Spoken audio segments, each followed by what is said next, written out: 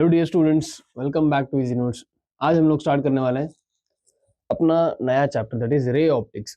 ठीक है, किस सीरीज में आपको तो पता है, फॉर्मूले का फंडा। ठीक है, तो चलो स्टार्ट करते हैं फ्रॉम रे ऑप्टिक्स। सबसे पहले हमें बात करनी है रिफ्लेक्शन के बारे में।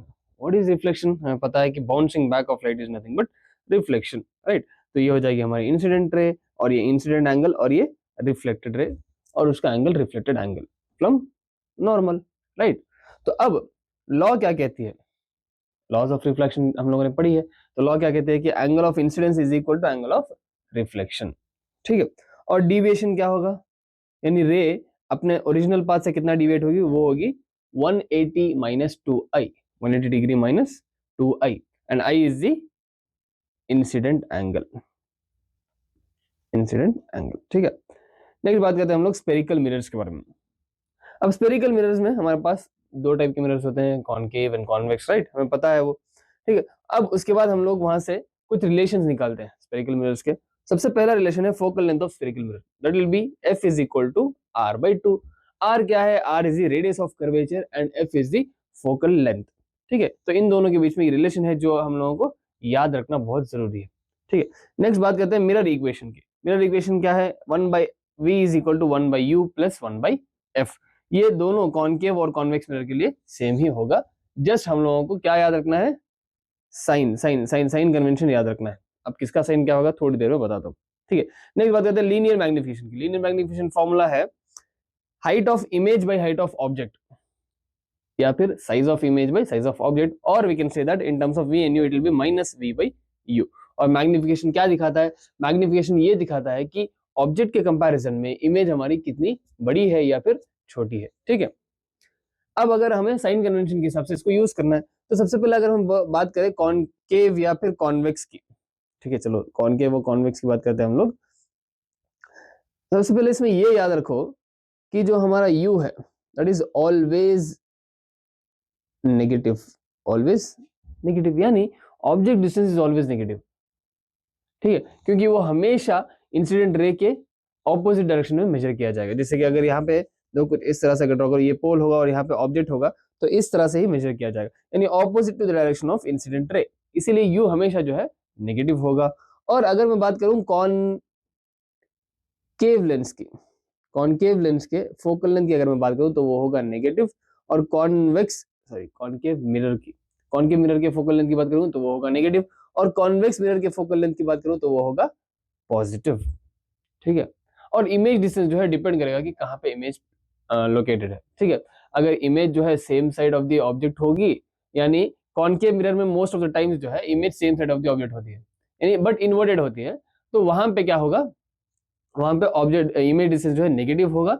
बट अगर एक ऐसा केस आता है जहां पे ऑब्जेक्ट को हम लोग एफ और पी के बीच में प्लेस करते हैं, उस टाइम इमेज जो है बिहाइंड द मिरर फॉर्म होती है, वहां पे जो है क्या होगा? वहां पे इमेज डिस्टेंस जो है पॉजिटिव होगी। और कॉन्वेक्स मिरर में image distance most of the times positive ही होती है। दो ही केसेस है, दोनों में पॉजिटिव होती है। ठीक है, done. v will be positive and v depends on position for concave mirror। ठीक है, नेक्स्ट बात करते हैं हम लोग रिफ्रैक्टिव इंडेक्स की। What is refractive index? Refractive index क्या है? Refractive index is speed of light in vacuum by speed of light in medium. Okay, तो speed of light in vacuum, और we can say that in air, जिसकी value जो है वो क्या है? कांस्टेंट है, that is 3 into 10 to the power 8 metre per second. Constant value है। अगर किसी भी नॉर्मली रिफ्रैक्टिव इंडेक्स निकालना है तो it will B c by v। c is the speed of light in air and v is the speed of light in medium। so यहां से हम लोग v को क्या लिख सकते हैं? v is nothing but speed of light in medium, right। तो कोई भी चीज की अगर स्पीड ऑफ लाइट निकालनी है किसी भी मीडियम में, तो क्या करेंगे? c को डिवाइड कर देंगे n से। c क्या है? c is the speed of light in air, जो कि कांस्टेंट है 3 into 10 to the power 8, and n is the refractive index of what? that medium। ठीक है, नेक्स्ट अब n21 n12 की बात करते हैं। what is n21? n21 means refractive index of second medium with respect to first medium, second with respect to first, n21, it means that n2 by n1। तो इसी तरह को हम लोग n12 क्या बोल सकते हैं? Refractive index of first medium with respect to second medium, और इसको हम लोग लिख सकते हैं n1 by n2, यानी n12 या n21 जो है एक दूसरे के इनवर्स होंगे, यानी n21 को अगर मैं n2/n1 लिख सकता हूँ तो उसको 1/n12 भी लिख सकता हूँ, यानी इनवर्स ऑफ दैट n12 को n1/n2 लिख सकता हूँ। Simple, easy. चलो नेक्स्ट बात करते हैं हम लोग रिफ्रैक्शन की। रिफ्रैक्शन क्या था? Refraction is nothing but a process of phenomena where the light changes its path when it travels from one medium to another medium, यानी एक मीडियम से दूसरे मीडियम में जब भी लाइट जाएगा क्या होगा, वो अपना पाथ चेंज करेगा। क्यों? क्योंकि हर मीडियम में, अलग अलग मीडियम में क्या होता है कि लाइट की जो स्पीड है वो क्या होती है, चेंज होती है, राइट। अभी जस्ट हम लोगों ने पढ़ा कि v जो है, v is the speed of light in any medium, तो speed of light in medium changes, that's why what happens, it gets deviated towards normal या फिर अवे फ्रॉम नॉर्मल। अगर रेयर से डेंसर जा रहा है तो it will bend towards normal, अगर डेंसर से रेयर जा रहा है तो it will bend away from normal, ये भी याद रखना है। नेक्स्ट यहाँ पे हम लोग बात करते हैं लॉज ऑफ रिफ्लेक्शन के। लॉज ऑफ रिफ्रैक्शन में हम लोग बात करते हैं स्नेल्स लॉ की, ठीक है। What is Snell's law? Snell's law says that the ratio of sin i by sin r is nothing but n2/n1, जो कि कांस्टेंट है। क्या है? कांस्टेंट है। इसी को हम लोग v1/v2 भी लिख सकते हैं। ये प्रूफ है स्नेल्स लॉ का कि n2/n1 can also be written as v1/v2। यहाँ पे i क्या है? i is the angle of incident and r is the angle of reflection. Sorry, it's not reflection, it is refraction, ठीक है। Okay, next हम लोग बात करते हैं relationship between critical angle and refractive index के बारे में। तो व्हाट इज क्रिटिकल एंगल? क्या आपको याद है क्रिटिकल एंगल क्या है? क्रिटिकल एंगल वो एंगल है, the angle of incidence will be equal to critical angle only when the refracted angle becomes 90 degree. अगर रिफ्रैक्टेड एंगल 90 डिग्री होगा तो उस एंगल ऑफ इंसिडेंट को हम लोग क्या कहेंगे? क्रिटिकल एंगल, ठीक है। अगर उससे ज्यादा हो गया, यानी अगर मान लो angle of incidence critical angle से ज्यादा हो जाए तो उस टाइम पे क्या होगा? उस टाइम पे हम लोग उस फिनोमेना को कहेंगे टोटल इंटरनल रिफ्लेक्शन, यानी लाइट जो है instead of refracting it will get reflected back in the same medium. उसी फिनोमेना को हम लोग कहते हैं टोटल इंटरनल रिफ्लेक्शन। तो यहाँ पे हम लोग सबसे पहले पढ़ेंगे क्रिटिकल एंगल और रिफ्रैक्टिव इंडेक्स के रिलेशन के बारे में। तो दैट विल बी n21 या फिर n2/n1 will be equal to 1/sin c, जहां पे c क्या है? c is the critical angle, ठीक है। कुछ इस तरह से हम लोग क्या कर सकते हैं, रिलेशनशिप यानी रिफ्रैक्टिव इंडेक्स और क्रिटिकल एंगल के बीच में फॉर्मूला याद रख सकते हैं। नेक्स्ट बात करते हैं रिफ्रैक्शन अंडर स्फेरिकल सरफेस। अब स्फेरिकल सरफेस इस तरह का भी हो सकता है या फिर इस साइड भी हम लोग ले सकते हैं, यानी कॉनकेव मिरर भी हो सकता है, कॉन्वेक्स मिरर भी हो सकता है, या फिर कोई भी मिरर हो सकता है, किसी भी शेप का हो सकता है। जैसे कि अगर मैं इस शेप का ले लूं, यानी कॉनकेव मिरर ले लूं तो ऐसे लेंगे, अगर कॉन्वेक्स मिरर लेंगे तो कुछ इस हिसाब से लेंगे, यानी डिपेंड करता है कि हम लोग कौन से मीडियम से किस तरफ जा रहे हैं। अगर मान लो स्फेरिकल सरफेस के अंदर जो है हमारा रिफ्रैक्शन कैसा होगा, सबसे पहले हम लोग ये देखेंगे कि ऑब्जेक्ट कहां प्लेस्ड है और इमेज कहां बन रही है, ठीक है। वो देखने के बाद उसके रिफ्रैक्टिव इंडेक्स को देखेंगे। तो हम लोगों को फॉर्मूला इस तरह से याद रखना है कि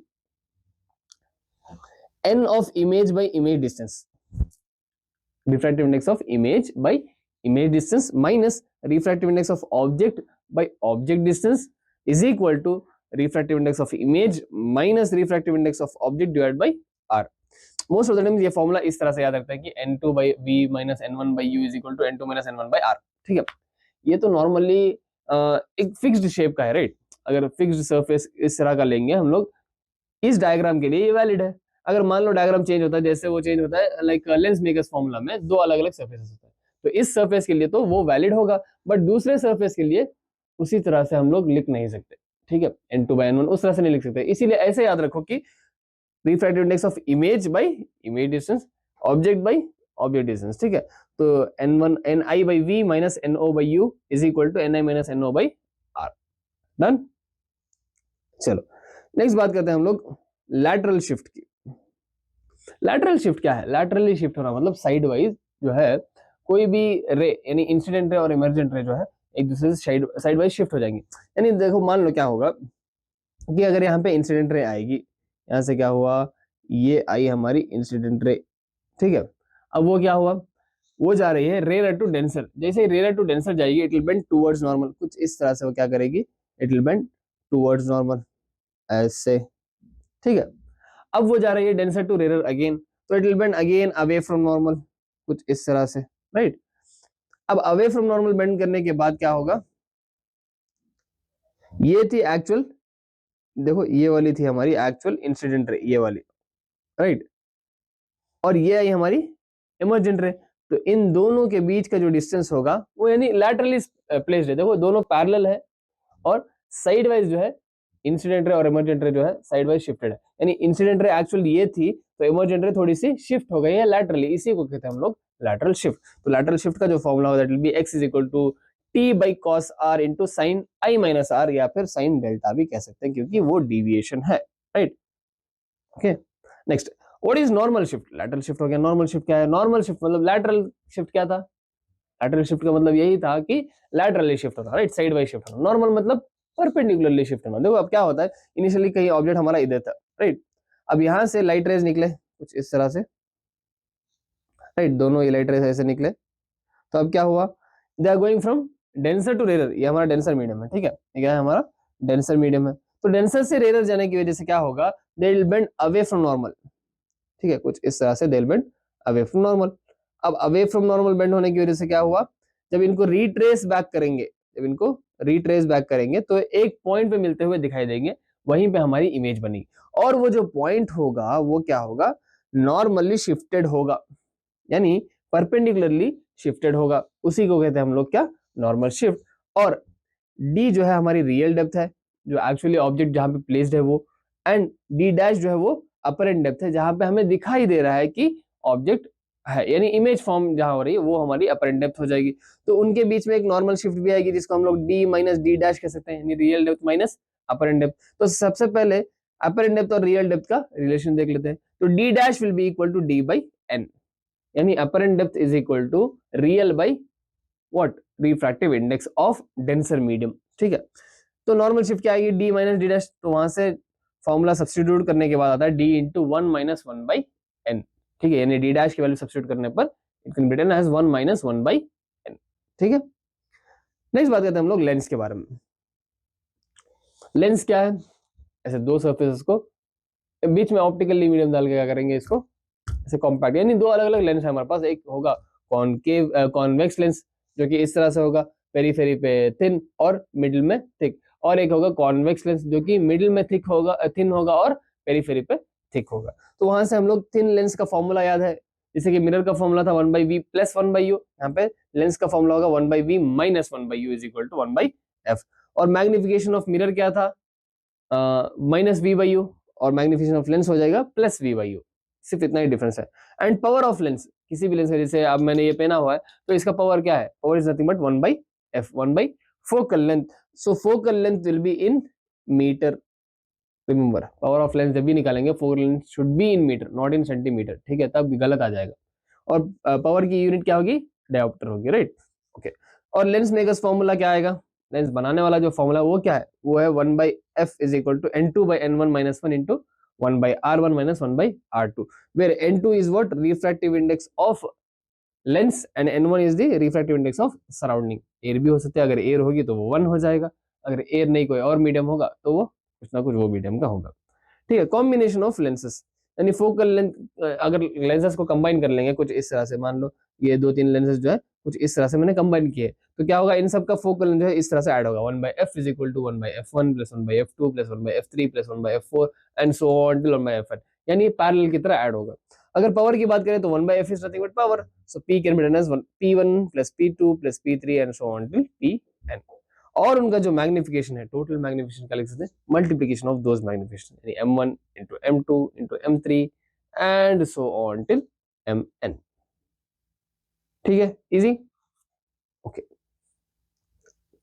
अच्छा याद रखो कि कॉनकेव लेंस का सेम प्रॉपर्टी जो कॉनकेव मिरर के प्रॉपर्टीज है, यानी यू ऑलवेज नेगेटिव होगा दोनों के लिए, फिर फोकल लेंथ जो है कॉनकेव लेंस के लिए नेगेटिव होगा और कॉन्वेक्स लेंस के लिए पॉजिटिव होगा, सेम एज अ मिरर, ठीक है। और याद रखें कि कॉनकेव लेंस का जो पावर होगा वो नेगेटिव होगा, जो कि हम लोगों में आता है, राइट, नॉर्मली यंग एज में आता है, दैट इज दूर का दिखाई नहीं देता, राइट। तो उस टाइम पे जो लेंस यूज करते हैं that will B concave lens, और क्या होगा, हमारा पावर जो है नेगेटिव में होगा। नेक्स्ट यूज करेंगे हम लोग कॉन्वेक्स लेंस, कब, जब नजदीक का दिखाई नहीं देगा तब, वो यूजुअली बूढ़े लोग यूज करते हैं, तो वो उसका जो पावर होगा वो क्या होगा, पॉजिटिव इन नेचर, ठीक है। चलो नेक्स्ट बात करते हैं प्रिज्म की। अब प्रिज्म क्या है, प्रिज्म एक ट्रायंगुलर सरफेस है, राइट, जो कि बना हुआ है दो ट्रायंगल्स और एक तीन रेक्टेंगल से मिलकर बना हुआ है। तो जब भी उसमें से रिफ्रैक्शन होगा तो क्या होगा, उसका एक रिफ्रैक्टिव इंडेक्स ऑफ प्रिज्म निकालने का एक फॉर्मूला है, वो क्या है, n is equal to sine A plus delta by two divide by sine A by two, and A is the angle of prism, A क्या है, angle of prism, delta is the minimum deviation, delta क्या है, minimum deviation of incident रे, ठीक है। तो deviation कितना होगा, n minus 1 into a, where n is the refractive index and a is the angle of prism. So dispersive power of prism देखते हैं, वो क्या होगी, dispersive power is nothing but n of v, यानी refractive index of violet minus refractive index of red, यानी difference between the refractive indices of two colors which are placed distantly, यानी सबसे last और सबसे पहले वाले कलर के बीच का डिस्टेंस देखेंगे, डिवाइड बाई एवरेज, यानी सेंटर में जो होगा, यानी refractive index of LO minus 1, ये हो जाएगा हमारा क्या, डिस्पर्सिव पावर ऑफ प्रिज्म। इसी तरह से हम लोग रिले स्कैटरिंग लॉ भी देख सकते हैं, वो क्या है, वो कहता है कि इंटेंसिटी, किसी भी लाइट की इंटेंसिटी क्या होगी, it will be inversely proportional to wavelength to the power 4, यानी लैम्डा टू द पावर 4 के, यानी थोड़ा सा अगर वेवलेंथ में चेंज आया, यानी वेवलेंथ अगर कम हुआ है तो इंटेंसिटी क्या हो जाएगी, बढ़ जाएगी, 4 गुना बढ़ेगी, 4 गुना भी नहीं, 4 पावर 4, यानी 4 गुना नहीं हो, राइट। तो इट विल बी, अगर मान लो 2 है तो 2 to the 4, 4 to the 8, 8 to the 16, यानी 2 से 16 की तरफ चले जाएगी। अगर 4 है तो मतलब जितना ज्यादा वेवलेंथ होगा उतनी कम इंटेंसिटी होगी, जितना कम वेवलेंथ होगा उतनी ज्यादा इंटेंसिटी होगी, क्योंकि इनवर्सली प्रोपोर्शनल है दोनों। नेक्स्ट एंगुलर डिस्पर्जन की बात करते हैं, तो एंगुलर डिस्पर्जन क्या होगा, डिविएशन ऑफ बोथ, मतलब दोनों डिविएशंस के बीच में, यानी मान लो कि यहाँ पे हमारा, ये हमारा वायलेट लाइट है और ये रेड लाइट है, राइट, तो इन दोनों के बीच का जो एंगल होगा that is nothing but angular dispersion, कितना डिस्पर्स हुआ है, कितने एंगल्स तक फैला हुआ है, उसी को कहते हैं हम लोग क्या, एंगुलर डिस्पर्जन। उसका formula delta v minus delta r लिख सकते हैं, या फिर n v minus n r into A लिख सकते हैं, जो कि फॉर्मूला यहाँ से डिराइव किया गया है, ठीक है। नेक्स्ट ऑप्टिकल इंस्ट्रूमेंट्स, ये हमारे पास 3 है। सबसे पहला है सिंपल माइक्रोस्कोप।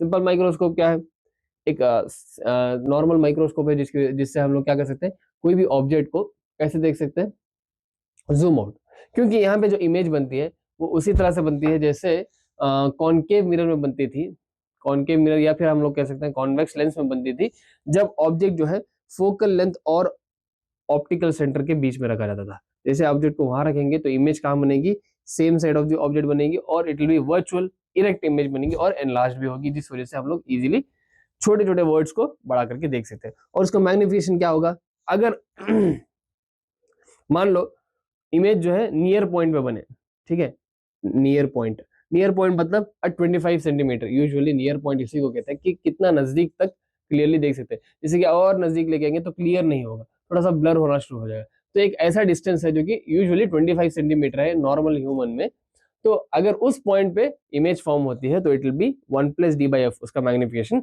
अगर इन्फिनिटी में इमेज फॉर्म होती है तो उसका मैग्निफिकेशन होगा D by F, way D is the near point, D क्या है, near point, usually D will be 25 centimetre in a normal human, ठीक है, ओके।